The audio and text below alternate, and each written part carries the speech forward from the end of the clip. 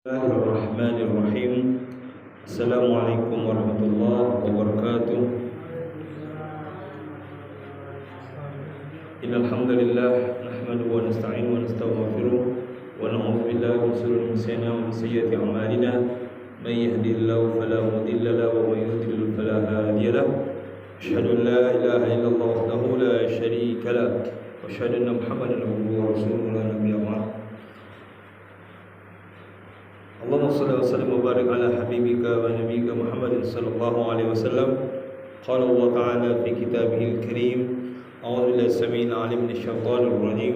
Bismillahirrahmanirrahim. Daraballahu mathalan lil ladzina kafaru imra'ata Nuhin wa imra'ata Lut kanata tahta 'abdayn min 'ibadina salihain khanatahuma falam yughniya 'anhuma min Allahi syai'an wa qila udkhulan nar ma'ad dakhilin. Amma ba'd. Jamaah salat Isya dan Tarawih rahimahullah. Alhamdulillah, kita malam hari ini memasuki malam yang ke-9. Mudah-mudahan rangkaian ibadah yang telah kita lakukan diterima dan dirahmati dan serta diridhoi oleh Allah Subhanahu wa taala dan menjadi asbab turunnya rahmat Allah Subhanahu wa taala sehingga kita mendapat jadi golongan orang-orang yang bertakwa, yang hatinya selalu terpaut kepada ketaatan kepada Allah Subhanahu wa taala. Jamaah rahimakumullah, dua pertemuan yang lalu kita membahas tentang tipologi atau karakteristik wanita, ya. Yang pertama kita membahas tentang tipe bagaimana di kisah Nabi Yusuf. Kemudian yang kedua kita membahas tentang hubungan antara wanita dan penguasa, yaitu kisah antara Siti Asia dan Firaun, ya.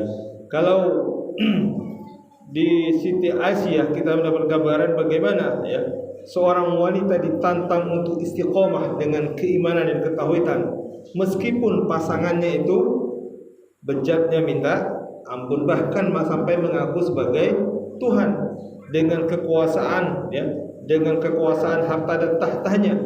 Mestinya si wanita Siti Aisyah, ya, bisa saja mengikuti jejak Firaun, tapi di sini Allah menjaganya, ya, dan menjaganya. Kemudian Allah ketika Asia meminta kepada Allah Subhanahu wa taala untuk dibangunkan rumah untuknya di surga, maka Allah pun membangunkannya rumah di surga dan menyelamatkannya dari Firaun dan perbuatannya.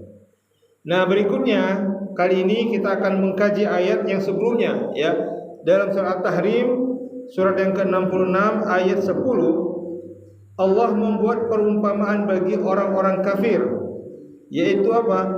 Istri Nuh dan istri Lut.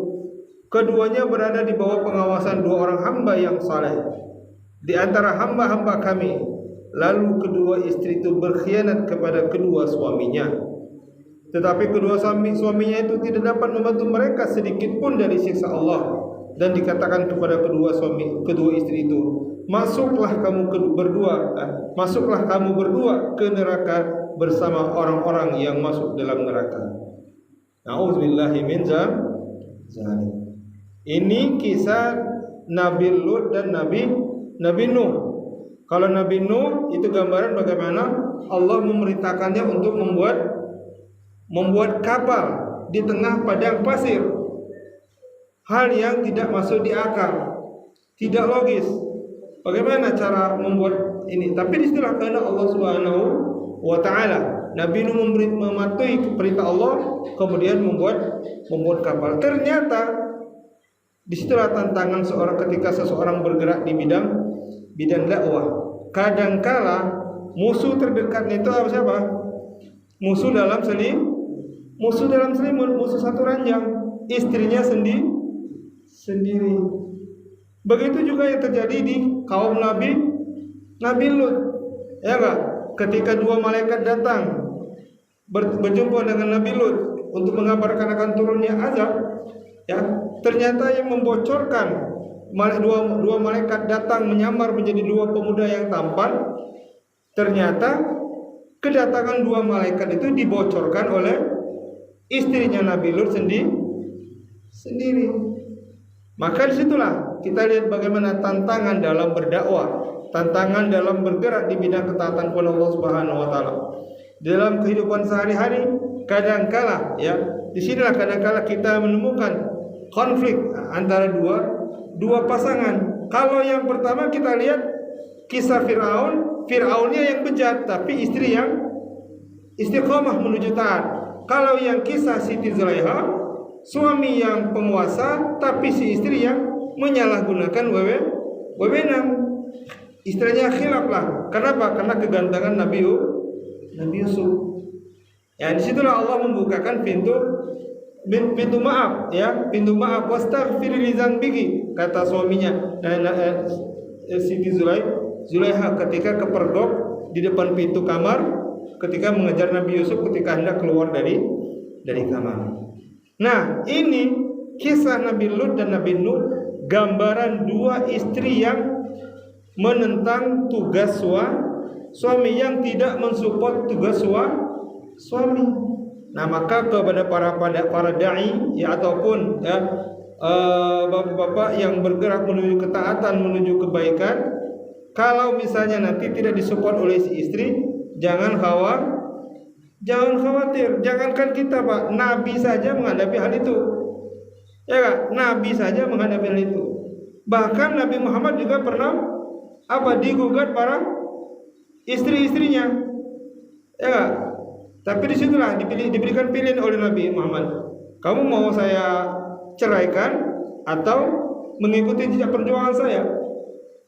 Nah, kemudian para istri Nabi pun bertaubat. Bahkan kalau yang Nabi Nuh dan Nabi Lut ini istrinya menentang dengan terang-terangan. Maka apa kata Allah? Ya, bahwasanya tetapi kedua suami itu dapat membantu mereka sedikit pun dari siksa Allah. Ketika turun siksa Allah, yaitu didatangkannya banjir bandang, ya, dengan ditenggelamkannya istri Nabi Nuh, kemudian istri Nabi Lut dihujani dengan hujan batu. Ya, ketika datang gempa dahsyat kemudian dihujankan batu, maka dihancurkanlah kaum Nabi Lut. Nah, inilah gambaran tipe atau karakteristik wanita-wanita yang ada di dalam kisah-kisah Al-Quran, yang diberikan gambaran bagi kita agar waspada bahwasanya ketika setiap gerak kita pasti akan menghadapi tantangan-tantangan. Ya, tidak ada yang mulus-mulus saja, pasti akan datang, baik itu dari eksternal yang menentang ataupun juga yang internal. Maka di sini perlu kita selalu berdoa kepada Allah Subhanahu wa taala. Apa di antara doa kita? Ya muqallibal qulub, wahai yang membolak-balikan hati, satukanlah hatiku, ya, satukanlah hati kami, hati istri kami, hati anak kami untuk selalu taat kepadamu dan mencintai Rasul. Nah, ini salah satu doa yang mungkin kita bisa amalkan. Agar apa? Agar ada seirama. Perjuangan itu agar seirama, satu frekuensi. Kenapa? Repot, Pak, kalau tidak satu frekuensi. Ada yang nak ke hulu, ada yang nak ke hilir, ada yang mau ke barat, ada yang mau ke timur. Ujung-ujungnya, nah ini, ya. Bahkan ini malah menentang. Ketika Nabi Nuh ataupun Nabi Lut mengajak kepada ketaatan, ditentang oleh sang istri, maka sang istri pun mendapatkan siksa dan masuk ke dalam neraka. Nauzubillahi min zalik, summa nauzubillahi min zalik. Bapak Ibu hadirin rahimakumullah, demikianlah semoga menjadi perenungan bagi kita, kewaspadaan bagi kita, agar kita dapat menyikapinya ketika kita menghadapi hal-hal yang sedemikian, dan mudah-mudahan hati kita dan hati pasangan kita disatukan oleh Allah Subhanahu wa taala untuk selalu berada di jalur agama, di jalur taatan kepada Allah Subhanahu wa taala, mencintai Rasulnya, menjalankan isi kitab-kitab suci Al-Quran dan hadis, dan menjaga serta melestarikan nilai-nilai keislaman dalam kehidupan kita sehari-hari. Assalamualaikum warahmatullahi wabarakatuh.